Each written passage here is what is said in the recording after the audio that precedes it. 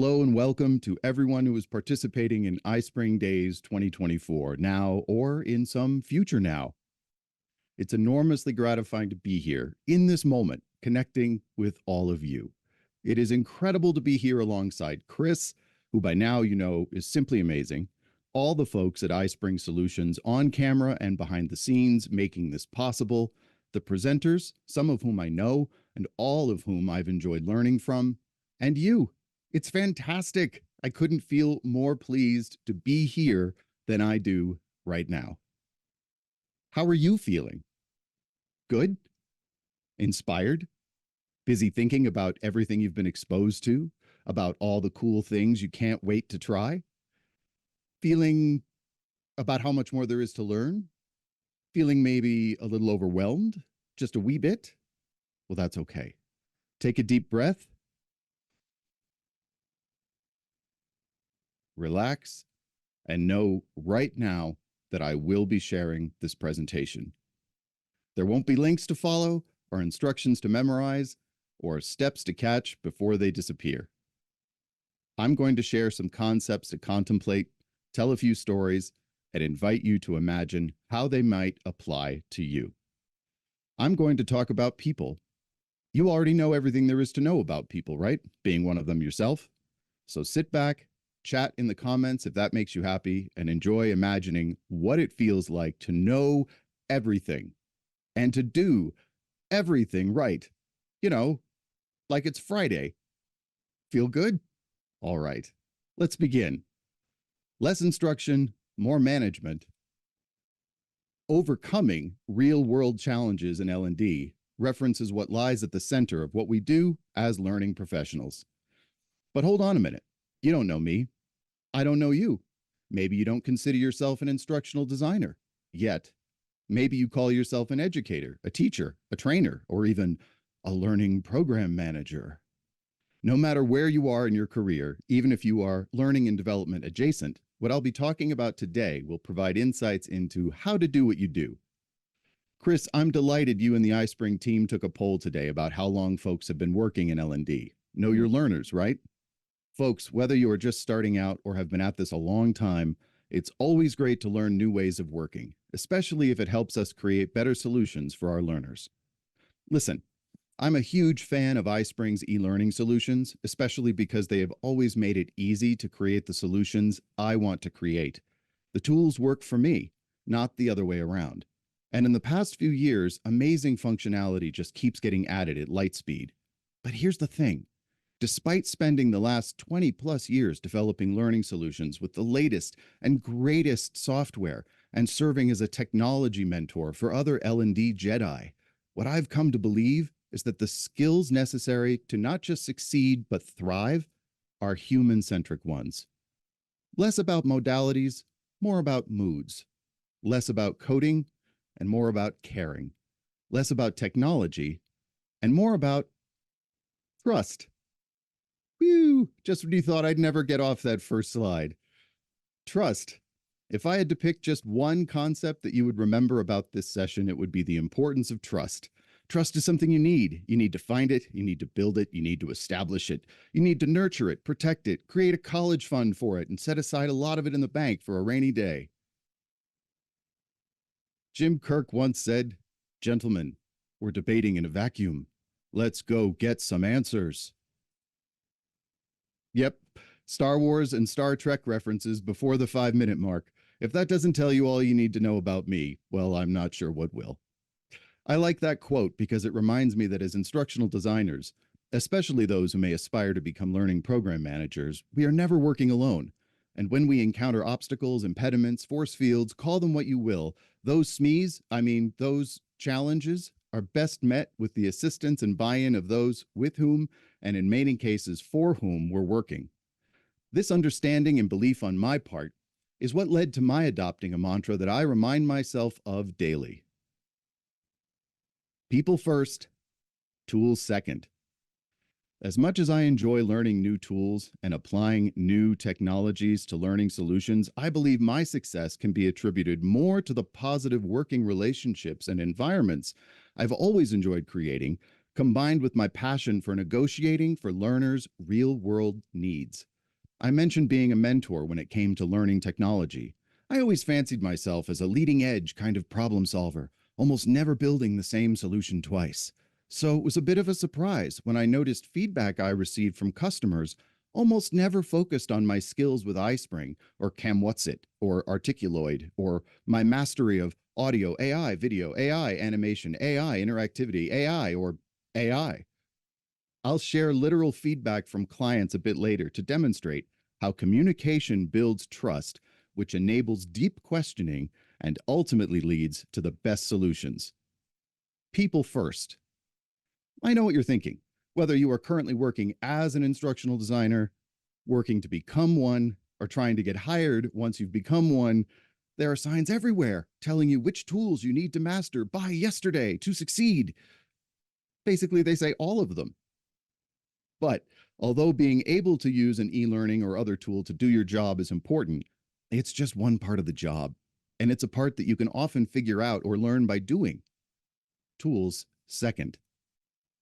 As you can see, while I am currently providing freelance learning and development services as the director of Lighthouse L&D Consulting, now in its second year of full-time operation, woo, thank you very much. Before that, I spent over 20 years creating instructor-led and online training, managing teams of instructional designers, and training sales and customer service reps of all stripes for a variety of fintech, employer services, and SaaS organizations. Context is king, right? Since I have held various roles in large and small corporate L&D environments my entire career, that's where my experience comes from. In early 2023, I founded Lighthouse so I could work directly for more clients in a wider variety of industries, and it became more important than ever that I know how to establish connections, get hired, and keep customers happy. If you'd like to learn more about becoming a corporate trainer, transitioning to instructional design, serving as a director of learning, or starting an L&D consulting business, connect with me on LinkedIn. To quote my favorite DevLearn conference slogan, "Together, we are better." Yay, DevLearn! Everyone's working situation is different in L&D. Different learners, different environments, different requirements, different constraints, different learner and different organizational needs. That reality is one of the reasons I love what I do. It's always changing. It's hard to get bored if you are constantly immersing yourself in the needs of your end users and their unique circumstances to determine how best to serve them. Maybe it's one of the reasons you enjoy what you do too. I've got my own process to guide me through these ever-changing waters. It helps me navigate to the best end solutions I can devise. And in a field as complicated as ours, with as many methods and modalities competing for our attention, I find calm in its simplicity. We'll start with our end goal in mind. For our collective purposes today, let's agree that in our roles as instructional designers, learning project managers, or learning program managers, our goal is to create measurably effective, performance-based learning solutions which, taken together, achieve strategic business objectives. There are many steps to take before we can arrive at our goal, more so for those managing learning programs made up of multiple projects. But regardless of the number of steps needed to complete the journey, we must be able to establish and maintain trust with our stakeholders, successfully negotiate for our learners' needs, and design and refine learning solutions emphasizing effective learning transfer in their real-world experience.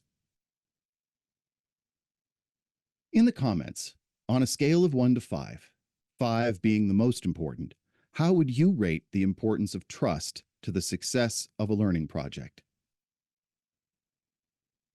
While we are waiting for the comments, I should say that I can't but mention how culture dependent the term trust is.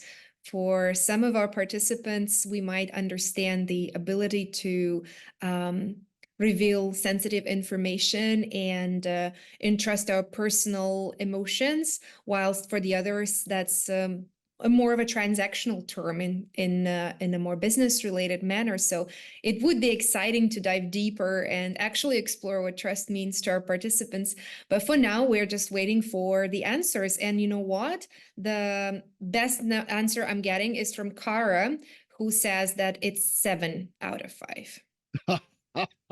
Thank you, Kara. All right, everyone. And thank you, Chris. That was a wonderful. I can always trust Chris to widen my and expand my view in the world. Her ability to communicate interculturally is unparalleled. So thank you so much, Chris. Another question for the audience: on a scale of 1 to 100, how important do you think trust is to your success as an L&D professional? So I'm going to go on, but I want to see those answers popping in. This is 1 to 100. Your How important you think trust is to your success as an L&D professional. Thanks again, Cara. Trust is crucial to the success of projects, learning programs, and any career. Trust is necessary to ensure a project continues and completes according to its design. For those of you who haven't yet had the opportunity to manage a learning project, know that failing to establish trust may mean the project, or at least your role in it, never even starts.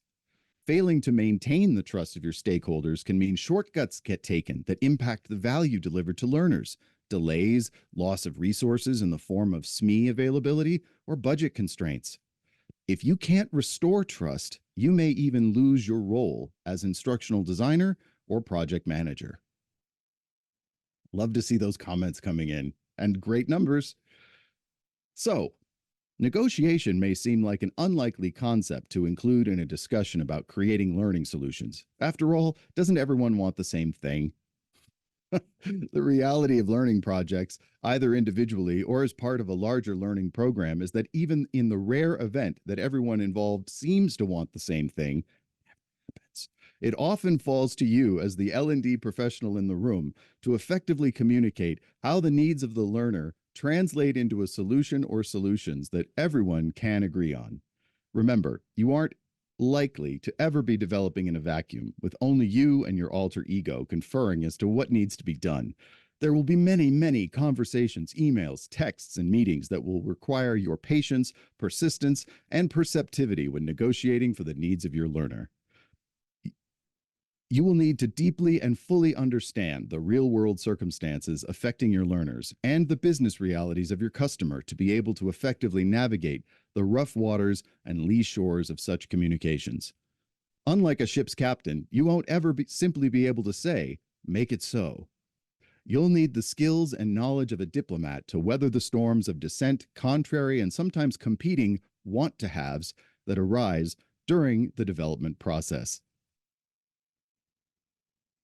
Designing effective learning solutions. This is a big one. It seems straightforward enough. After all, there are many tried and true learning design methodologies that offer ways to do just that. Just pick one and follow it, right? Well, as it happens, depending on the design methodology you choose, your development process may be susceptible to factors and influences that can steer your end solution away from your goal. Business owners, SMEs, and stakeholders bring their personal preferences, project constraints, and often content-first approaches to the development table. To overcome such challenges, you'll need to know how to gain cooperation, enthusiasm, and willing support throughout your project's development cycle to produce the effective solution that's needed. But you also need an accurate map to get you where you're going. I've found that it always helps when I start to feel that a learning solutions development may be off course to bring my attention, like the beam of a lighthouse, back to the learner experience. A learning and development methodology, really an innovation process useful to overcome real-world challenges I recommend, is design thinking. Jen Kammerdiner, CEO of ClearPath Learning Group and a recent client of mine, explains the principle of design thinking in an article she posted on LinkedIn. Design thinking works by focusing on understanding human needs and delivering solutions by way of human-centric means, and it puts human emotion first. Design thinking begins with empathy. All steps must be taken from our end user's perspective. To do this, we need to understand, not just know facts about our people. Doing so requires that we ask a lot of questions. A lot. It requires focused observation and setting aside things we think we know about any problems our learners have. I often compare the L&D discovery process, which identifies hidden complications, gaps, and inefficiencies a customer may be unaware of, to the Q&A process usually applied at the end of a software development cycle. Only because it happens first, we wind up making better time on our development journey. Once we understand the real problems, we define them as questions. Questions define the answers we need to find. Once we know the questions we need to answer, what to do becomes clearer. I always try to frame the question or questions from the learner's, the people's, point of view.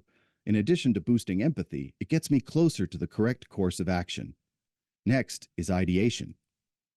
Basically, I rethink any assumptions that I may have or short and ready paths forward that others recommend to see if they really lead to the best solution.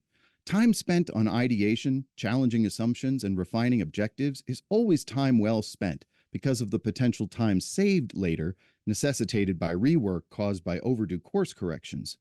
Original thinking requires original designs, so prototyping comes next. By creating quick preliminary devices to apply our ideation, I can begin to assess if I'm headed in the right direction early on and without a large investment in time and money. I ask myself at this stage if the solution I'm designing is what the learner, had they time, would design for themselves. Finally, I test with the intent and wherewithal to gather feedback I can use to adjust, iterate, and refine. To quote Jen Kammerdiner, "What began as a journey to understand people ends by proving we do." Now, some questions for you to answer. If you've used design thinking, give Chris a DT in the comments. If not, let me know if you'd like to try it with a yes, no, or maybe. Let's see what kind of answers we get so far. But I would just like to second James in his passion towards design thinking. I'm also super passionate about this approach, as well as, all sorts of derivatives from it, including Lego Serious Play and all the other amazing approaches that really help you unleash your creative potential. So thanks a lot for bringing it up. I don't think we have ever mentioned that throughout this conference so far.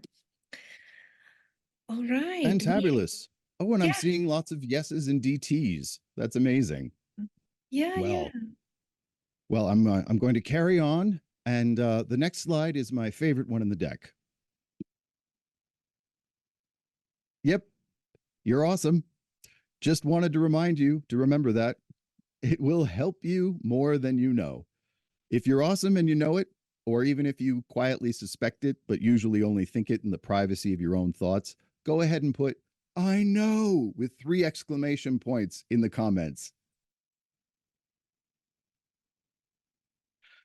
So far, I've talked about our goals, our responsibility to establish trust, negotiate for our learners' needs, and design and refine effective learning solutions using the power of design thinking. I've alluded to some of the challenges you might face and to some human-centric solutions you might employ to overcome them. I've shared that my success has often resulted from human-centric approaches rather than my facility with technology, and we've agreed that you're awesome. What's next? A few more challenges you're likely to face include resistance to change. As you transition from a solution building orientation familiar to you to a more human centric approach, you may need to manage your own reaction or resistance to this change. There will likely also be resistance from those who are used to taking what to them feels like a more straightforward approach, focused primarily on the needs of the business, for example. We'll talk in a moment about some of the skills you can strengthen to feel more confident and be more effective going forward. You may discover that the satisfaction of human-centric solution finding suits you. Skill gaps. As your focus shifts, you may discover you have some relevant skill gaps. You may find yourself needing to be more strategic while simultaneously honing skills relevant to a human-centric approach.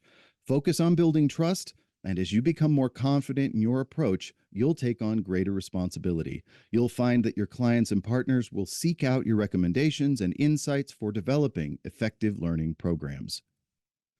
Limited resources. If you look only to costly professional skills training, lack of resources could be an obstacle. Many organizations provide access to standardized soft skills training, but if not, you may benefit from seeking guidance from peers or those in upper management. When in doubt, never be afraid to ask your customer about their needs, preferences, and/or expectations when it comes to communication and project management. They will appreciate you taking their preferences into account and will usually be happy to tell you. End user access. For some projects, you may discover that you don't have direct or as much direct access to your end user as you need to develop measurably effective performance-based solutions. This challenge is one you'd benefit from seeking one or more workarounds for. Communicating the importance of real-world learner experience data collection or circumstantial awareness, providing examples of what can be done with it, and presenting the potential consequences of not having it can result in access and other solutions being found that weren't previously forthcoming. Always be negotiating on behalf of your learner. Measuring impact. Demonstrating the benefit of training on business outcomes, regardless of your development methodology, is always important and so often so challenging it gets left off the table. Metrics like learner engagement and knowledge retention are important, but they don't necessarily correlate to improved business performance. It's good business to be able to tie any investment in learning solution development back to tangible, measurable results. Understanding your end user's real-world circumstance will help you to derive meaningful measurements. Despite these challenges, shifting towards a more human-centric managed approach to developing learning programs can lead to more effective learning strategies that better align with business objectives. Plus, the resulting more effective learning experiences will support the evolution of sustainable learning cultures. Human-centric solutions in learning and development focus on creating personalized, engaging, and effective learning experiences that cater to the needs and preferences of individuals. This approach prioritizes the learner's perspective and with it their goals, motivations, and abilities. In tandem with the design thinking I mentioned earlier, I recommend applying the following principles when developing human-centric learning solutions.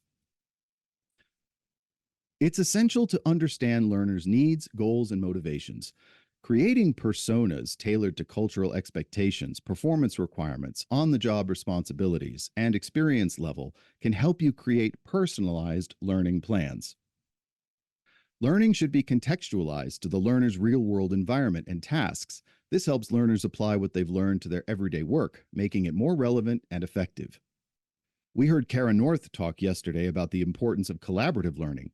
Human-centered learning solutions incorporate collaboration and social interaction. These foster a sense of community, encourages peer-to-peer learning, and provides opportunities for feedback and support. Learning should be flexible and adaptable to accommodate different learning styles, pace, and preferences. This might involve using a variety of formats such as video, text, images, and interactive simulations. Accessibility, InDesign, and navigability is paramount. Continuous feedback and evaluation helps ensure learners are on the right track and can identify potential areas for improvement. Learners should be empowered to take ownership of their learning journey and get to choose what they learn, how they learn, and when they learn. This promotes autonomy, motivation, and engagement. Bobby Powers demonstrated integrated technology in his onboarding example yesterday. Technology providing access to as-needed, on-demand resources that facilitates collaboration and offers personalization should be integrated whenever possible. By incorporating these principles, your human-centered learning solutions can lead to more effective, engaging, and sustainable learner experiences. Coming up, 3 real-world examples of challenging circumstances I've faced and the approaches I took to overcome them. I've tried hard to keep them short. Definitely a surprise for anyone who knows me. Once upon a time, I stepped into the role of L&D program manager for a business unit in a financial services company.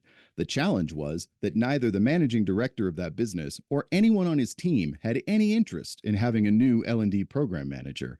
I met one-on-one with the MD and gleaned that he and his team felt my predecessor had not added value, had taken up a great deal of their time, and hadn't delivered solutions they felt they couldn't create themselves. I said I understood and asked that I might be permitted to attend their weekly internal product management and relationship management meetings. I didn't ask questions, and I didn't make any recommendations for almost 3 months. Weekly meetings. I did take copious notes about customer issues and problems I heard discussed during that time, and the pain points that PMs and RMs seemed to keep having. At the end of the next meeting, I asked for 5 minutes of the team's time.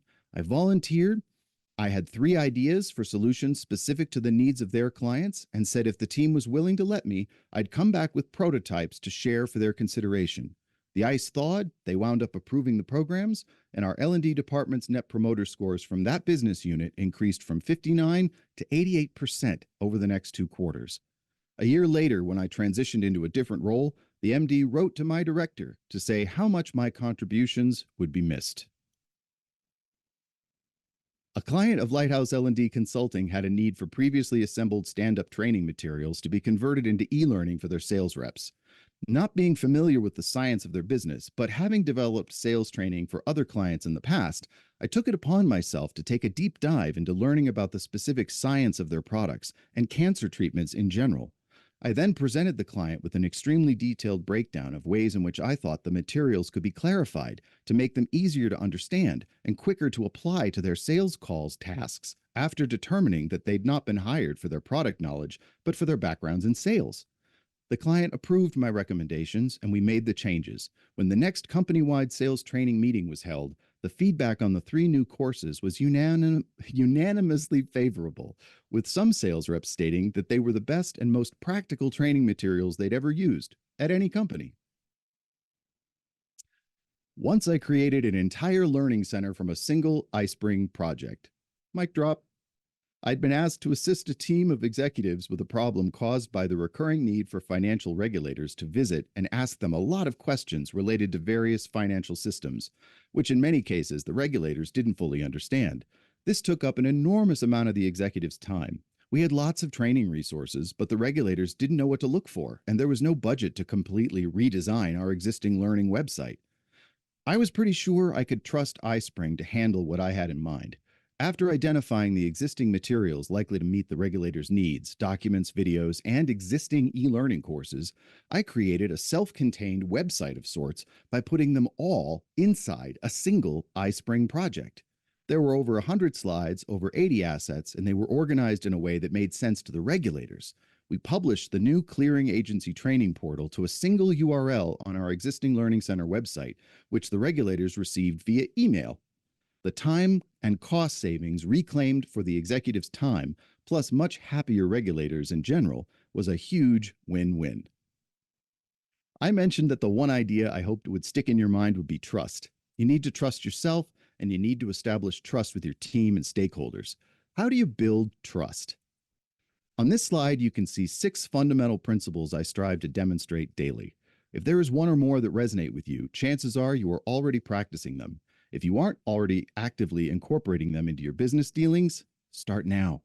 I could talk for an hour about the importance of each of them and how to strengthen your demonstration of them, but since we're short on time, I'll just say that when it comes to communication, first and foremost, develop and practice good listening skills.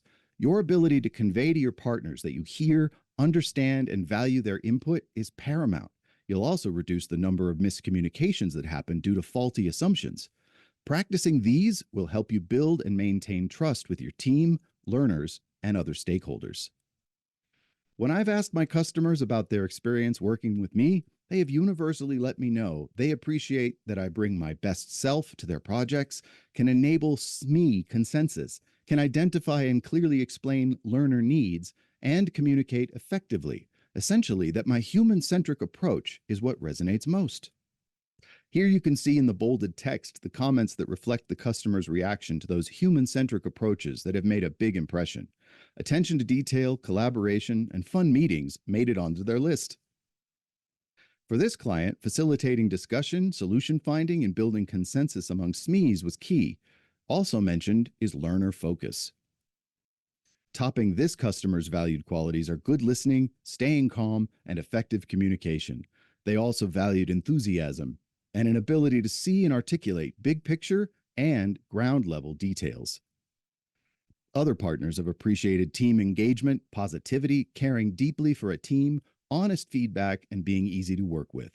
What I took from the feedback I received was self-awareness I could build on as I meet and work with new clients. Hopefully, this real-world sampling will give you some insight into what your customers may appreciate too. What do you imagine the future of L&D looks like? To wrap up our time together, I've posted some questions for you to ponder post-session. I'm imagining a bright future for both human-centric approaches to L&D and your role creating it. Thank you so much for attending and for your participation during iSpring Days 2024. Thank you so much, James. It was a pleasure. And actually, as always, very insightful. Even though it's not the first time I'm listening to your presentations, they're always highlighting something new. I guess that's why you decided to pick a lighthouse as a symbol for your work, because it's highlighting something new, always in the sea around it. I admit I wouldn't be surprised if folks went to bed tonight seeing lighthouses in their mind's eye after seeing so many of them in my deck. Possibly be the case. My colleagues from iSpring Tech Support have already shared your slides, so I welcome everybody to take a look and download the presentation, and I'm sure you will be happy to return back to it later. But for now, we only have just a couple of minutes, James, unfortunately, before we need to move on, so I'll use this opportunity to just ask you a very quick question, and maybe, if possibly, another comment on a statement mentioned by our participant. Quick question about DT, about design thinking. Sake of Destiny is the user who was asking about that. They'd love to hear a concrete example of these steps in action. Maybe you could just lead us to a resource where we could read more about that. Yeah, that's. Nope, I lost your audio, Chris. I'm Give here me a for thumbs. you. Oh, Yeah. okay. I can hear you. Yeah, a concrete example of, well, hopefully some of the examples I provided gave some insight into the kind of thinking that goes into design thinking. The iteration is something I didn't focus on so much, but I did focus a lot on how you needed to get to the heart of what a real problem was and address it based on the end user's needs. And that can often be very different from the approach that the people you're working with or the folks hiring you to do the job have in mind. So I appreciate the question, and I'd be happy to circle back. And in the meantime, anyone can connect with me on LinkedIn and we can get a whole conversation about that going. Right. And of course, it would be fantastic if you stay with us in the chat for a little Absolutely. longer. You've been super helpful yesterday, and I'm sure will be as amazing and exciting to have a conversation with you in the chat today. Just to highlight this point for you, Sarah was posting a comment about Dunning-Kruger effect, and I'm sure it might be interesting for you to reply to that too. So thank you so much again, James. I'm not saying goodbye. I'm just saying see you soon in the chat, and I'm looking forward to hearing more of your stories and specific examples during our next webinars with iSpring.